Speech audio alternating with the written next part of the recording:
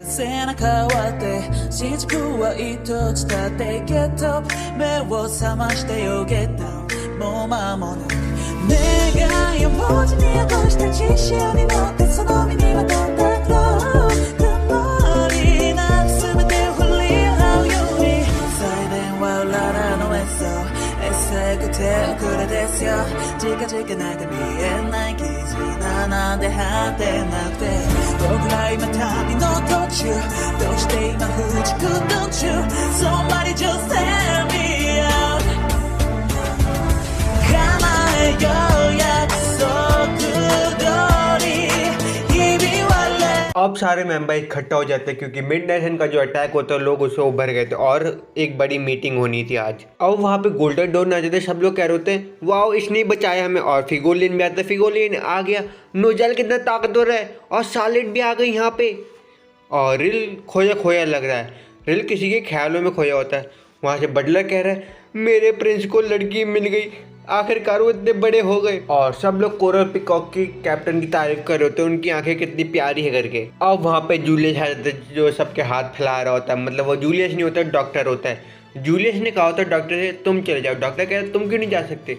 Julius कहता है अगर मैं चले गया और लोगों को पता लग गया किंग उनका छोटा हो गया तो उनको कैसा लगेगा तुम चले जाओ मेरी जगह। अभी डॉक्टर सभी को देख के हाथ हिला रहा होता है पर विलियम कह रहा है विराट किंग के गले में दर्द है इसलिए वो कुछ भी नहीं बोल पाएंगे आज। और एकदम से कीर आ जाता है साके को लेके और साके से कह रहा है चल मैं नौकर तू और जूलियस से कह रहा है तू साली यहाँ पे क्या कर रहा है आई कर्स यू। कह रहा है साली की वजह आज मुझे खुद बोलना पड़ेगा ये पर अच्छा चांस है मैं लोगों को दिखा सकता हूँ मैं कितना ताकतवर हूँ और अपनी लंबी लंबी स्पीच बोल रहा होता है और लोग उसकी स्पीच से पक रहे होते हैं। विलियम वहाँ से बोलते हैं मैजेस्टी आप लंबा लंबा बोलिए मेन पॉइंट की बात कीजिए। वो कहता है तो हीरो बन गया इसका मतलब ये नहीं तू मुझे ऑर्डर दे करके। और कीरा अपने एकदम से ग्रिमोर खोल लेता और अपनी बड़ी सी मूर्ति बना देता और कह रहा है ऐसे ही मैंने मिडनाइट मेंबर को हटाया जब तक मैं यहाँ पे खड़ा हूँ कोई यहाँ पे अटैक नहीं कर सकता हा हा हा हा। परंतु वहाँ पे जैक और यामी आ जाते हैं लड़ते हुए कह रहे हैं यहाँ पे क्या चल रहा है साले के तुम्हें पता नहीं आज की बहुत बड़ी मीटिंग है तुम क्या करो। ओ यामी कहता ओ सॉरी मैं भूल गया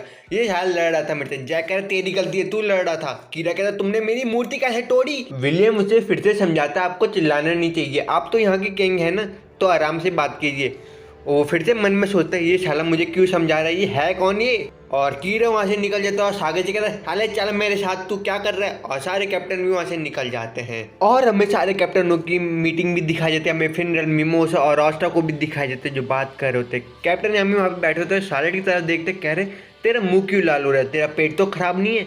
वो कहती मेरा पेट खराब नहीं है तुम बार बार बात क्यों करे। और जैक कहता तुझे पता भी नहीं यामी इसको पी आ रही है तू समझ नहीं आता। साले कहती है ऐसी बात नहीं है और बाकी सब लोग बकचोदी कर रहे होते हैं इसी तरह। कैप्टन यामी कहते ये सारे ड्रिल को क्या हुआ क्या कर रहा है ये तब से ऐसे ही खड़ा हुआ है इसका सिर तो नहीं फूट गया। और वहाँ पे विराट किंग आ जाता है और मीटिंग स्टार्ट हो जाती है पर वहाँ पे एकदम से डैम आ जाता है। हाँ इसका नाम कुछ और है पर मैं इसे डैम बुलाऊंगा इजी रहेगा मिलने। कैप्टन यामी कहते तूने मेरे स्क्वाड मेंबर पे हाथ उठाया मैं तेरा गला काट दूंगा। विराट किंग कहते शांत रहो मैंने डैम को बुलाया है यहाँ पे। जूलियस कहते चलो आज की मीटिंग स्टार्ट की जाए और वो लोग स्पेड किंगडम के डेवल के बारे में बात करना चाहते हैं और सभी लोगों से कहते हैं जो लोग हार्ट किंगडम गए थे उसके बारे में कोई बताना चाहेगा। और मिमोसा फिनल और स्टॉप बाकी सारे लोग बता रहे होते हैं यहाँ पे पावर स्टेजेस के हिसाब से होती है जैसे किसी की स्टेज 10th है वो सबसे कम पावरफुल है जैसे किसी की पावर 0 है तो सबसे सुपीरियर बंदा है। जूलियस बोलते हैं इसके हिसाब से हमें स्टेज 0 पे जाना पड़ेगा तब भी हम उनको टक्कर दे पाएंगे और जो लॉर्ड पैचिक है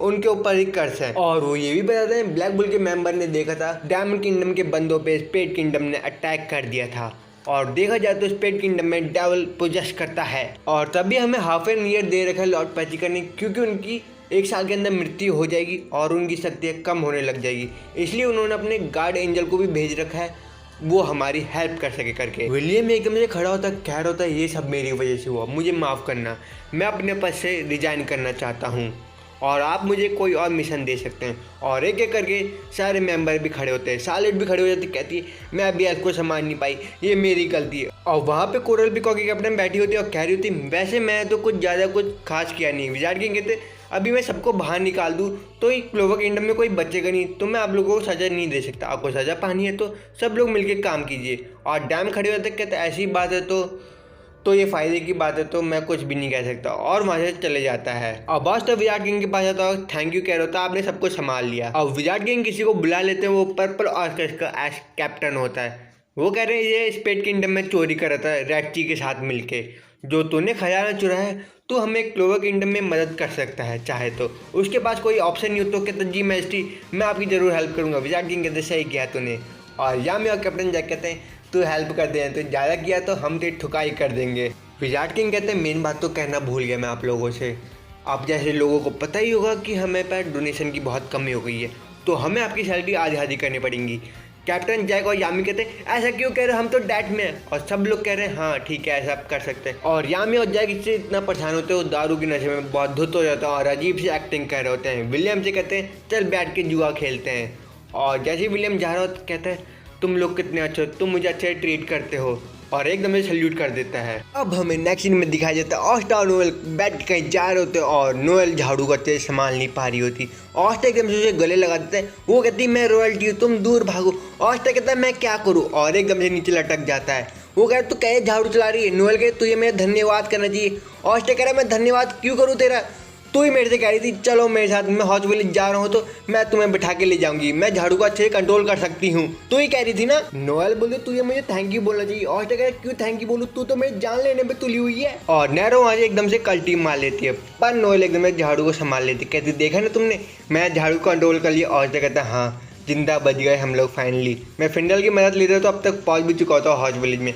पर वो एकदम से देखते वहाँ से यूनो जा रहा होता है। ऑस्ट्रा एकदम से उसका पीछा करने लगता है, कहता है यू नो चलो रेस लगाते हैं हॉट विलेज तक, सबसे पहले कौन पहुंचेगा करके। अब कुछ लोग गार्डनिंग कर रहे होते हैं और एकदम से फूलों को पानी देते हैं और ऑस्ट्रा की आवाज़ आती है। सब लोग कह रहे हैं ये आवाज़ कैसी। ऑस्ट्रा वहाँ से भाग के जा रहा होता है हॉट विलेज के अंदर अपने घर में, पर यू नो एकदम से फर्स्ट आ जाता है, कह रहा होता है देखो मैं पहले आ गया।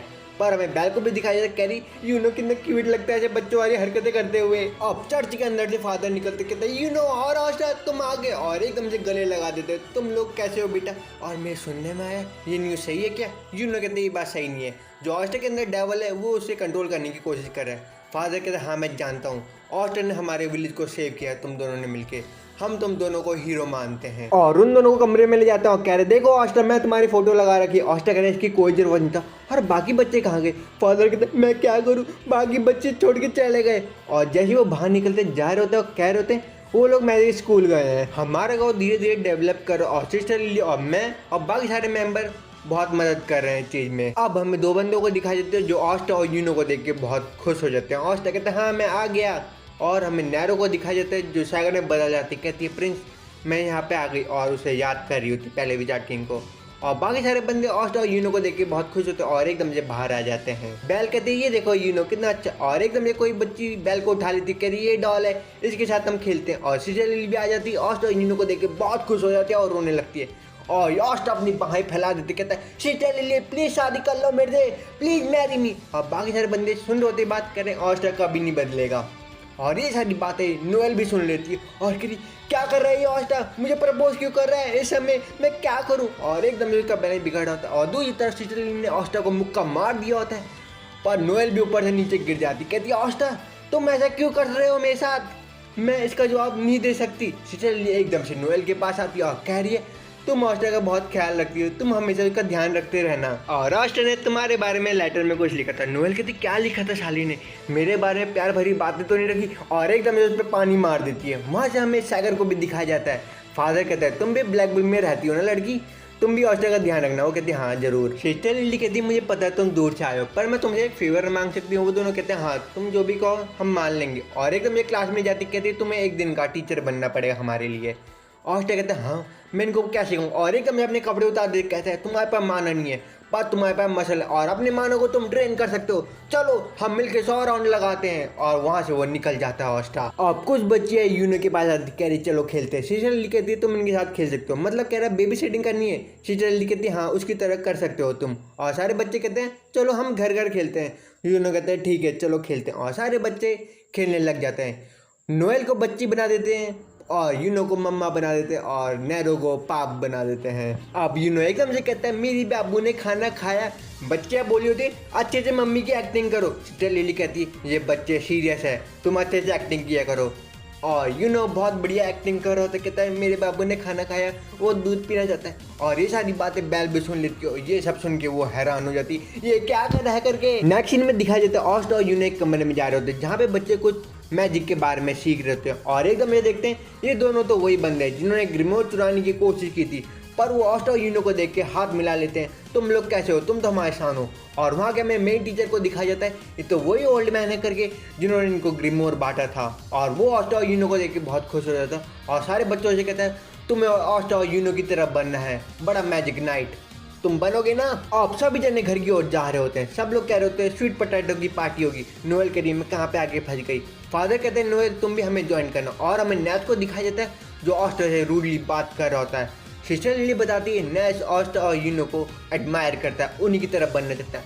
और नैरो को बात क्या आती है नैश बहुत प्रैक्टिस कर रहा था और एक बड़ा अच्छा नाइट बनना था। शाकर मन में सो रही है, देख रहे हो ना प्रिंस हमारा किंगडम कितनी आगे जा रहा है। अब नेक्स्ट सीन में सब लोग खाना बना रहे होते हैं, नोएल प्लेटें लगा रही होती है, सोच रही होती ऑस्टर ने मेरे बारे में क्या लिखा है। और ऑस्टर एक जगह बैठा होता है, यूनो कहता है तुम रो तो नहीं रहे।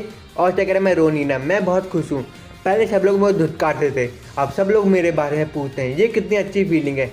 यूनो कहता है हाँ हम डिजर्व करते हैं, हम दोनों सबको प्रूव करके दिखाया हम गलत नहीं है और हम डेविल को हराएंगे स्पेड किंगडम में। ये सब तो अभी शुरुआत है, अभी तो हमारी लड़ाई बाकी है। और यहीं पे हमारा एपिसोड समाप्त होता है दोस्तों।